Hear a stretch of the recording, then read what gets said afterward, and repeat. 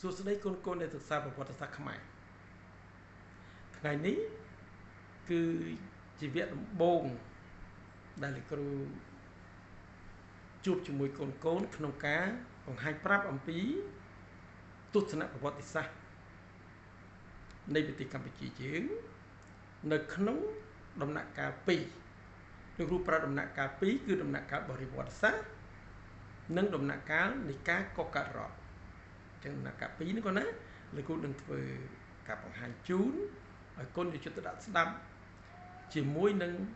កិច្ចការដទៃទៀតដែលលោកគ្រូបានផ្ញើទៅឲ្យដែរអញ្ចឹងយើងមានវីដេអូនៃការសិក្សាហ្នឹង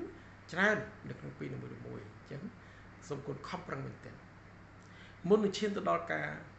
បង្ហាញប្រាប់អំពីមេរៀនដែលលោកគ្រូចង់ជម្រាបជូននេះលោកគ្រូចង់ជូនគំនិតទៅឲ្យកូនមួយចំនួនដែលមានទស្សនៈថាលោកគ្រូប្រាស្រ័យដដែលពីព្រោះលោកគ្រូចង់បានឲ្យកូនយល់ថានៅពេលដែលយើងស្ថិតក្នុងសម័យនៃការលំបាកក្នុងការប្រយុទ្ធប្រឆាំងនឹងការចម្លងនៃមេរោគចង្រៃហ្នឹងគឺពិបាកនៅបង្កើតស្ទាយថ្មីទៀតណាកូនប៉ុន្តែស្ទាយដដែលនេះវានៅមានតម្លៃអញ្ចឹងសូមផ្ដាំទៅកូនដែលយល់ថាលោកគ្រូប្រើស្ទាយដដែលណាជាពិសេសកូនស្រីណាមួយនោះដឹងខ្លួនឯងច្បាស់ម៉ែឲ្យកូនក៏ប្រើស្ទាយដដែលដែរមិនលែងទេដើម្បីទទួលបានផលហើយបើអាផលវាបានដដែលអានឹងគាត់រៀបរំជួបបាយដើម្បីរត់ថ្មីតែបើផលវាបានដដែលលើករីចម្រើនបានទៀតអាស្ទាយដដែលនៅតែប្រើអញ្ចឹងកូនមើលតែយើងអាចដូរស្ទាយនៅពេលដែលយើងអត់បានទទួលផលបានទេបើយើងនៅទទួលផលតែយើងនៅប្រើស្ទាយដដែលទេកូនស្រីយកចិត្តដាក់គិតទេណាកូនស្រីកូនប្រុសទាំងឡាយណាជាពិសេសកូនស្រីកូនប្រុសដែលគិតទៅគូស្ទាយដដែលហើយប្រើពាក្យប្រមាថទេពេលខ្លះគូដឹង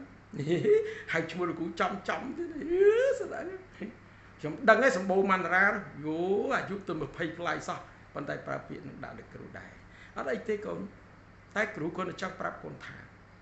ស្ទាយដដែលដែលលោកគ្រូធ្វើនេះគឺជាស្ទាយដែលលោកគ្រូទទួលបានផលពីការចេះដឹងមកទល់នៅថ្ងៃនេះលោកគ្រូអាយុ64ឆ្នាំហើយណាកូនណាហើយកូនស្រីទៅអាយុបាន20ផ្លាយជាងទេប៉ុន្តែលោកគ្រូបានបង្រៀនមនុស្សរាប់សែននាក់ឯណាកូនណាហើយបើនិយាយតាមមីឌៀប្រព័ន្ធផ្សព្វផ្សាយក៏រាប់លានទៀតដែរកូនដែលគេបានស្ដាប់លោកគ្រូចឹងសូមកូនខំប្រឹងណាជ្រះសម្អាតគំនិតអសកម្មក្នុងខួរក្បាលរបស់កូនទៅមនុស្សគេរាប់រយនាក់គេអាចរៀនស្ទាយដដែលពីលោកគ្រូហើយគេចេះហើយគេបន្តចំណេះបន្ថែមតាមរយៈនៃសមត្ថភាពផ្ទាល់ខ្លួនរបស់គេទៀតអញ្ចឹងកូនម្នាក់ពីរនាក់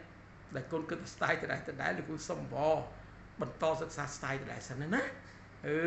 ហើយបើសិនថាកូនឯងមើលទៅមួយអាស្ទាយដដែលឈប់ទៅកូនឈប់ទៅហើយកុំបាច់បោះសម្ដីស្ទាយដដែលនាំទៅពិបាកចិត្ត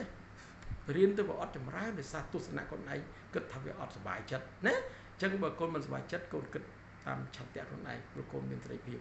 តែលោកគ្រូគាត់ប្រាប់ថាលោកគ្រូធ្វើគ្រូបង្រៀន46ឆ្នាំ45ឆ្នាំហើយហើយចំម៉ែឲ្យកូនឯងអត់ដែលបានដឹងរឿងហ្នឹងទេ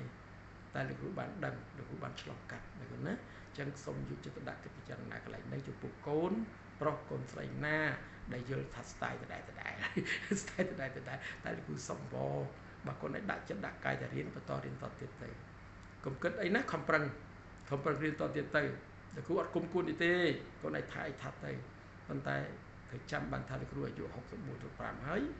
អាចបងម៉ែឲ្យកូនឯងទៀតណាប៉ុន្តែកូនឯងអាយុទៅ20ផ្លាយឆ្នាំអត់ទាន់មានបទពិសោធន៍ច្រើនទេហើយជោគជ័យជីវិតក៏មិនទាន់មានដែរហើយអត់ដឹងហានិភ័យជីវិតថ្ងៃស្អែកយ៉ាងម៉េចចឹងសូមកូនប្រយ័ត្នណាខំប្រឹងឡើងពិសេសបំផុតពេលបច្ចុប្បន្ននេះត្រូវខំតស៊ូអត់ធ្មត់ខំប្រឹងរៀនណាខំប្រឹងស្ដាប់ខំប្រឹងសរសេរគិតកត់ព្រោះការសិក្សាប្រវត្តិសាស្ត្រវាសំដៅទៅរកការកូនឯងមានការពេញចិត្តដែរកាលណាមិនពេញចិត្តទេអានេះក៏បានដែរកូនរៀនអត់ប្រកែទេហើយកូនឯងចម្លងកូនឯងលួចកូនឯងសរសេរអីផ្ដេសផ្ដាស់មកជាពិសេសកូនស្រីដែលមានគំនិតអស់ហ្នឹងគឺថាប្រយ័ត្នមែនតើប្រយ័ត្នតែកាលណាគេឃើញគេនេះគឺលោកគ្រូផងដែរថាកូនឯងធ្វើអញ្ចឹងគេចាត់ទុកទៅកូនឯងជាមនុស្សអត់បានការជាមនុស្សអត់ប្រយោជន៍ណាព្រោះយើងខ្មាស់ខ្លួនឯងទេបើស្ទាយដដែលយើងរៀនមិនបានទៅស្ទាយថ្មីទៀតយ៉ាងម៉េចដែរហើយបើស្ទាយដដែលរៀនមិនបានវាយើងឈប់ទៅ យើងសម្រាប់សិនទៅចាំមើលពេលណាមាន style ថ្មីចាំយើងមករៀនមកកូនណែគិតចឹងវិញណយើងដើម្បីឲ្យយើងបានតែតម្លៃនៃការរៀនឲ្យបានសុបាយតិចណាកូនណាចឹងខំប្រឹងឡើង